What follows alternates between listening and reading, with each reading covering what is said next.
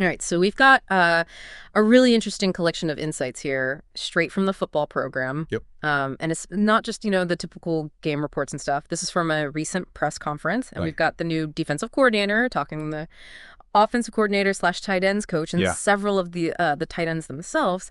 It's a really, really rich mix of voices to give us a picture of what's going on. Yeah, it really is. Right. I think for someone who wants to be well informed but doesn't have hours and hours to like read every single article and Yeah. all that stuff, I think our goal is to really extract the core of what these guys are saying. Like what's the pulse of the team? Exactly. Where are they making strides? Where are the potential challenges on the horizon?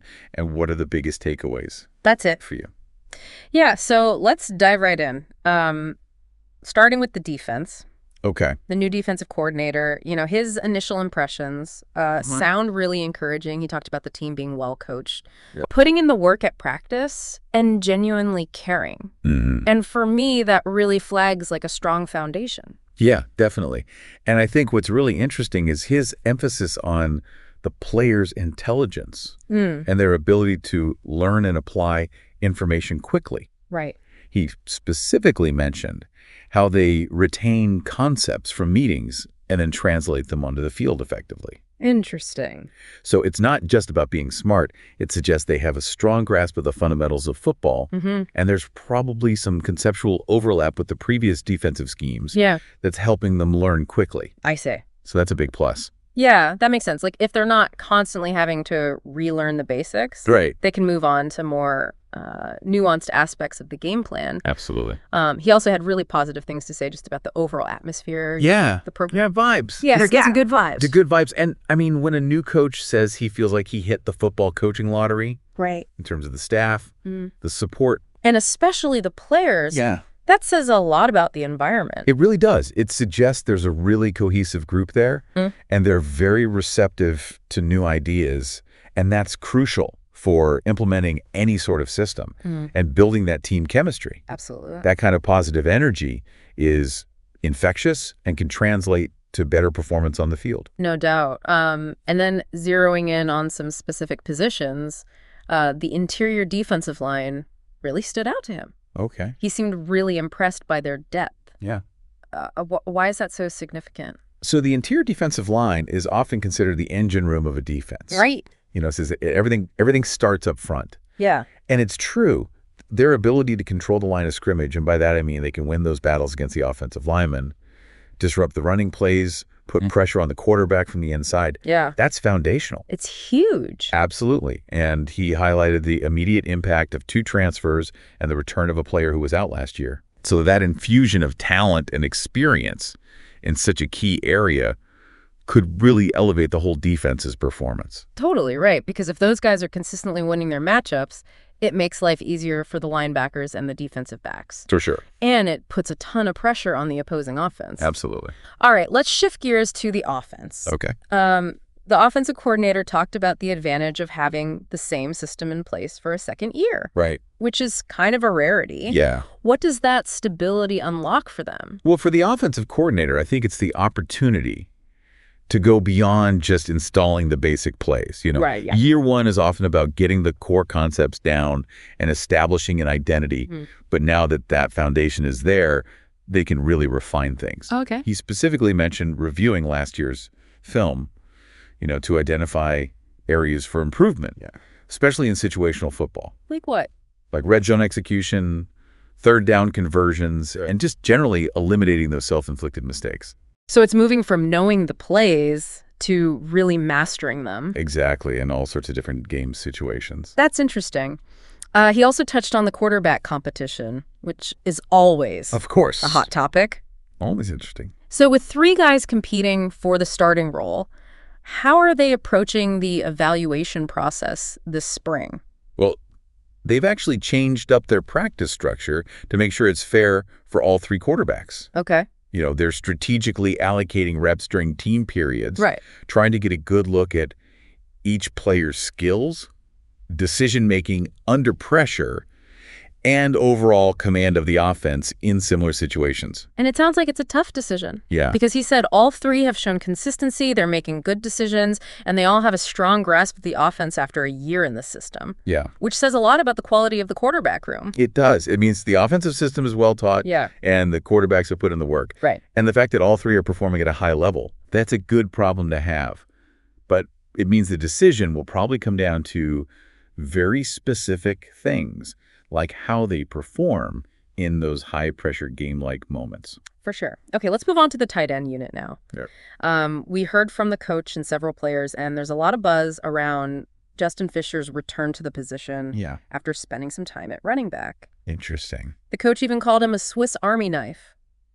I love that description. What makes him so versatile? I think that Swiss Army knife analogy really gets at it. He's got that experience as a running back, Yeah. which gives him a different perspective on the offense. Right. And a different skill set than a traditional tight end. Yeah. And the coach really highlighted his competitive nature, his football IQ, his ability to pick things up fast, and that flexibility he brings. You know, It's interesting. he can block, he can catch, he can even contribute to the running game. Wow. He's a matchup nightmare for defenses. I bet. And that understanding of the game from a different position and his intensity, Absolutely, it's big. It really is. We also heard from Kevin Bauman, who's coming back from injury.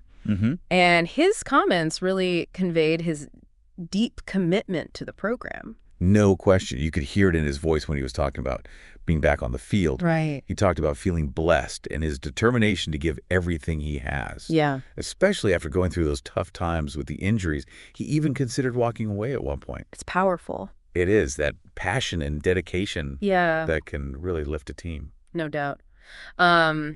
Then there's Eli Raridon, who sounds like he's having a really strong spring. It seems so. And it seems like that offensive continuity is a key factor for him. Yeah. How is that benefiting his development? So now with a second year in the same offensive system, Yeah. it's clear that he's playing with more confidence and at a faster pace. I see. He mentioned feeling healthy, being really comfortable with the playbook, which means he can focus on executing rather than thinking about assignments all the time. He also said that the smaller number of tight ends this spring has given him more reps to develop his skills. Interesting. And while he did say they need more depth at the position, Of course. those extra reps are huge for his growth. Right. And Jack Larsen is using this spring to really refine the details of his game now that he's got a handle on the playbook. That's smart. What does that kind of focus on fundamentals tell you? I think it shows real maturity. Okay. Once you've got the concepts down, you can really hone in on the little things that separate the good players from the great ones. Like what? Like his blocking technique, route running precision, understanding how defenses are trying to attack him. Right. He also sees this as an opportunity, with fewer tight ends on the roster. Yeah. He can really show what he can do. That makes sense. It was interesting to hear the players specifically mention Coach Denbrock's impact. Oh, yeah. Justin Fisher credited his knowledge and honest feedback as being crucial for his development.